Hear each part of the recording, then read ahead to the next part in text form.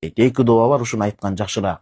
Курбанчылык союлуп атканда. Инна салати ва нусуки ва махьяя ва мамати лиллахи раббил аламин.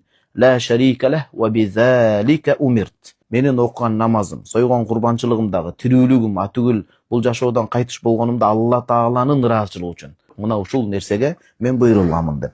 Экинчи дуасы мына пайгамбарыбыз саллаллаху алейхи вассалам эки кочкорду баягы курбанчылык чалганда кыблага жүздөнтүп каратып туруп айткан: "Ваджжахту вачхия лиллади фатарас самавати вал арди ханифан муслима. Аллахумма минка ва лака ан Мухаммадин ва умматихи. Бисмилlah валлаху акбар" деп. Жүзүмдү жер асмандын бардыгын жараткан Алла Таалага жүз буруп кыблага карадым деген сөз. Чыныгы Алла Таалага ихлас кылып, Аллахым бул курбанчылык өзүң бизге тартууладың, өзүңдөн сага кайра, сенин ыраазычылыгыңа биз курбанчылык соебуз. Өзүмдүн жана үммөтүмдүн атынан, кыяматка чейинки келчү мүмкүнчүлүгү чектелген үммөттүн атынан. Бисмилlah валлаху акбар. Бул ар бир союуда шарт. Алланын аты менен, Аллах улук деп.